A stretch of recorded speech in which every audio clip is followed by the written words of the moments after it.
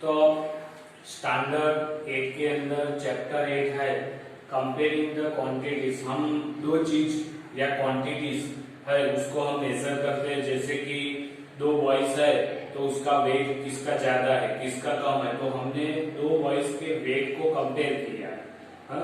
Speed है तो speed, इसकी स्पीड इससे ज्यादा है, तो वहां भी हमने क्या किया, दो क्वांटिटी जो स्पीड है उसको हमने कंपेयर किया है, बराबर है। तो कंपेयर करके ही आपको पता चलता है कि कौन किससे ज्यादा है या इक्वल है या उससे कम है, तो इसीलिए वहां हम कंपेयरिंग क्वांटिटी का यूज करते हैं। और इसके लिए हम क्या करते हैं, तो कंपेयरिंग क्वांटिटी करते हैं वो ज्यादा कुछ नहीं लेकिन डिवीजन है, दो जो क्वांटिटी है उसका डिवीजन ही है, बराबर। तो हेल्प ऑफ द डिवीजन, तो देखो वो एक प्रकार का डिवीजन ही है। कैसे, अगर इधर एग्जांपल ले हम कि कोई ए है और दूसरा बी है, दोनों की स्पीड की हम बात करते हैं, तो अगर इन दोनों को मैं कंपेयर करता हूं, यानी क्या लिया मैंने, डिवीजन लिया। अगर ए बाय बी लेता हूं और मेरे को आंसर में 2 मिलता है, उसका मतलब क्या हुआ,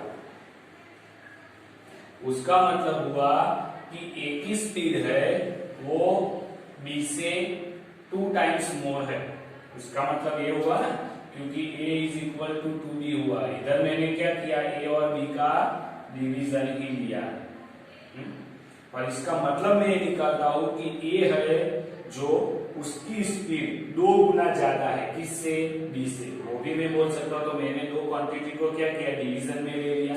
या उसका आंसर अगर ऐसा आया a by b is equal to 1/2, तो उसका मतलब क्या हुआ, a इज इक्वल टू b बाई 2 बोल सकता हूं कि नहीं।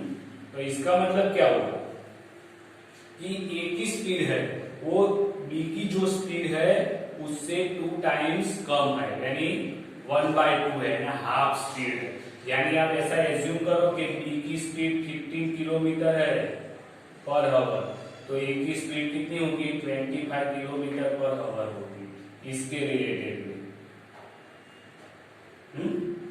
अगर इसके रिलेटेड में देखें हम, तो a की स्पीड अगर b की स्पीड 50 है तो a की स्पीड कितनी होगी, 2 गुना यानी 100 हो जाएगी।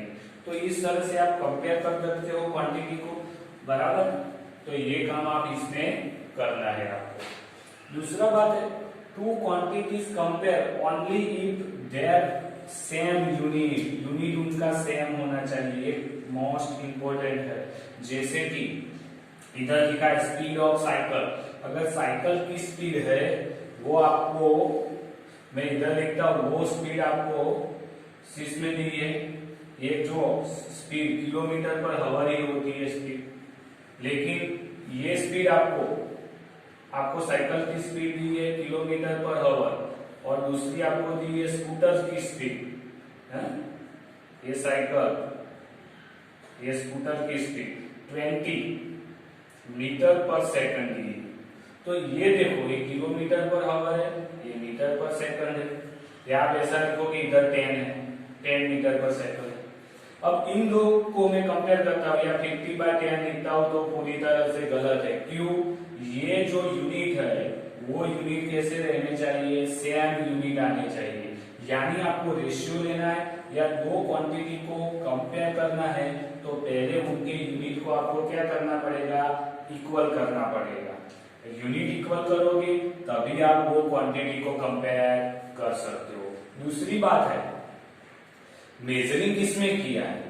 आप ऐसा भी हो सकता है कोई एग्जांपल में कि आप कोई बॉय है, उसकी हाइट आप मेजर करते हो और उसकी हाइट आप लेते हो 3 मीटर्स में, सॉरी 3 नहीं 2 मीटर्स में, और बी बॉय है उसका वेट लेते हो, हाँ, और वो है उसका 30 kg। तो a बाई बी यानी इन रेशियो को आप कंपेयर नहीं कर सकते, क्योंकि वो क्वांटिटी अलग है, ये हाइट है जबकि ये वेट है, तो उसको आप कंपेयर नहीं कर सकते। उसकी हाइट ज्यादा है तो क्या वो हाइट ज्यादा है, उसका वेट ज्यादा है, तो आप किसको कंपेयर करेंगे, हाइट के हिसाब से या वेट के हिसाब से, तो वो भी आपको ध्यान में रखना है कि एक ही जैसी क्वांटिटी है तभी आप कंपेयर कर सकते हो। इस तरह से वेट और हाइट अलग अलग क्वांटिटी नहीं ले सकते। दूसरा, आपका यूनिट भी कैसा रहना चाहिए, सेम क्वांटिटी है तो यूनिट भी सेम होना चाहिए। The order in which the ratio written is very important. आपको क्या बोला, speed of cycle related to the scooter, तो साइकिल का ratio cycle divide by scooter आएगा। तो ऑर्डर आपको जरूरी है, किस फॉर्म में आपको बोला है उसका ही रेशियो लेना है। जो पहले बोला है वो ऊपर आएगा, जो बाद में बोला है वो नीचे आएगा, उसका रेशियो ही आपको ढूंढना है। क्योंकि आप अलग रेशियो करोगे तो आंसर भी अलग अलग आएगा। तो ये जरूरी है कि साइकिल बाय स्कूटर का रेशियो लेना है कि स्कूटर बाय साइकिल का रेशियो। तो इसमें से कौन सा आएगा, तो वो आपको जिस प्रकार से ऑर्डर क्वेश्चन में दिया है उसके रिलेटेड ही आपको गिनना है। साइकिल बाय स्कूटर आता है तो वही करना है। अगर आप स्कूटर बाय साइकिल करोगे तो आंसर पूरा उल्टा आ जाएगा, बराबर, तो वो गलत, क्योंकि किसके रिलेटेड में आपको आंसर बोला है ढूंढने का, वो इंपॉर्टेंट है। तो इधर अपनी नोट्स हो गई, आपको ये खास ध्यान में रखना है पहले।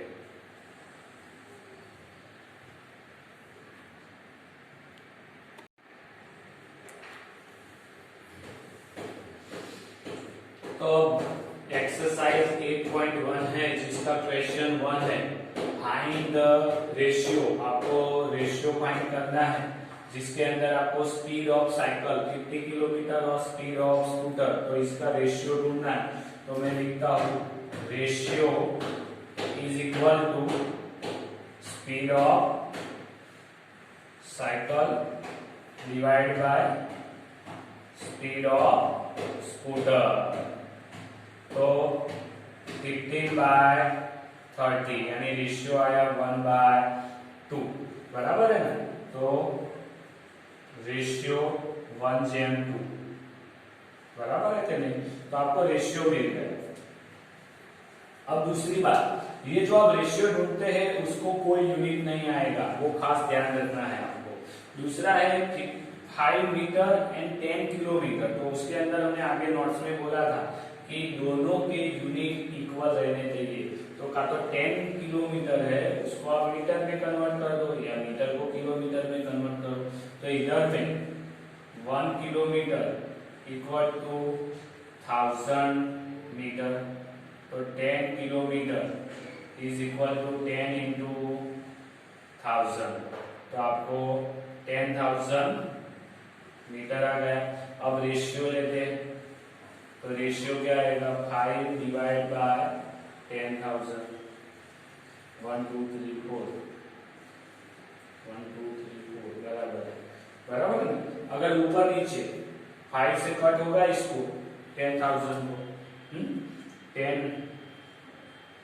तो इसको इस तरह से लिख सकते 5/10 इंटू 1000, इससे कटेगा तो नीचे 2 आएगा, तो आपका आंसर 1/2000 आएगा, बराबर है।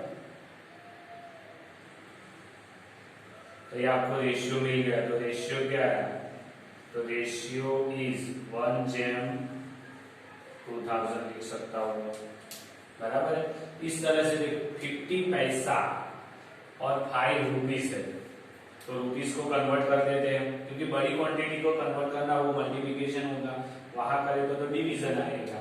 तो आपको पता है 1 रुपीज इज इक्वल टू 100 पैसे, तो कितना है 5 rupees is equal to 5 into 100 यानी 500 पैसे। दोनों एक में आ गए। अब रेशियो ले सकता हूं, देखो रेशियो भी किसका लेता हूं, ये पहले है इसीलिए वो ऊपर है, 50 डिवाइड बाय 500, कट गया 5 5 10 जा 15, 5 5 कट गया तो 1/10, तो रेशियो इज 1:10। तो इस तरह से आपको ढूंढना है।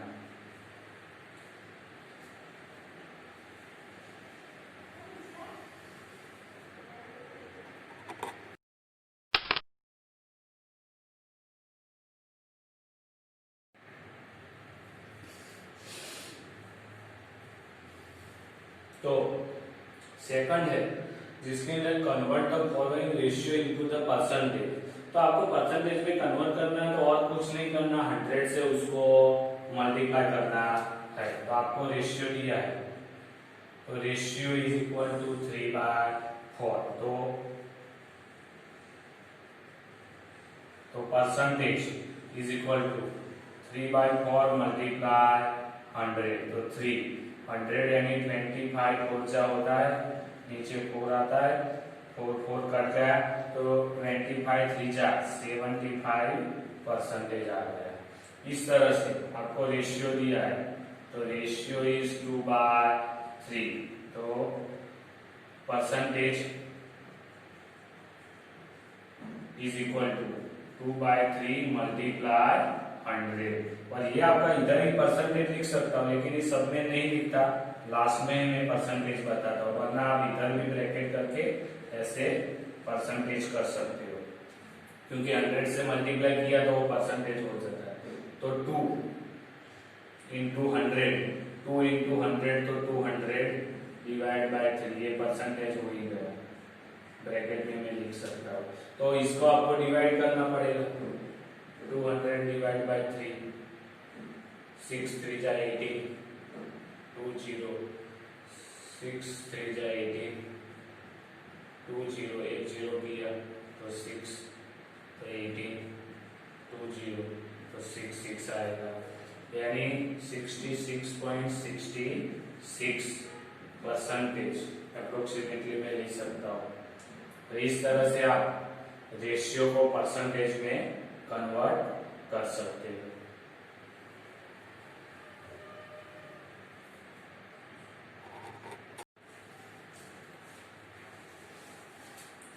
अब क्वेश्चन नंबर 3 है,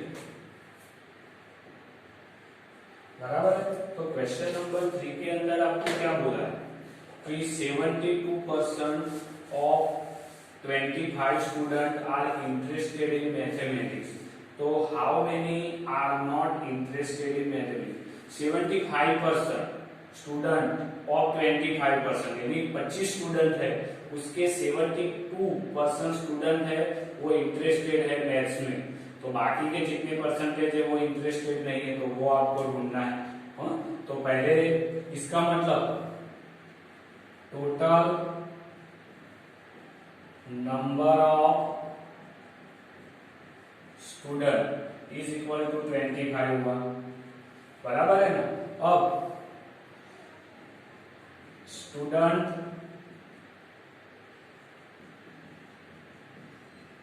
इंटरेस्टेड इन मैथ्स से लिखता हूं, मैथ्स 72% है। तो कितने स्टूडेंट नहीं इंटरेस्टेड, तो नॉट इंटरेस्टेड स्टूडेंट लिखते हैं, student who are not interested in maths, वो कितने हुए, तो 100% यानी टोटल स्टूडेंट हुए, तो 100 माइनस 72%, तो कितने आए आपको, तो ये मिल गए 28% स्टूडेंट जो इंटरेस्टेड नहीं है। 28 किसके, तो 25 के, यानी 100 स्टूडेंट है। इसका मतलब क्या हुआ, अगर आपके पास 100 स्टूडेंट है तो उसमें से 28 स्टूडेंट वो मैथ्स में इंटरेस्टेड नहीं है, बराबर। अगर 100 है तो, लेकिन अपने पास कितने 25, तो 25 के कितने हुए, तो आपको रेशियो ही करना है अब। तो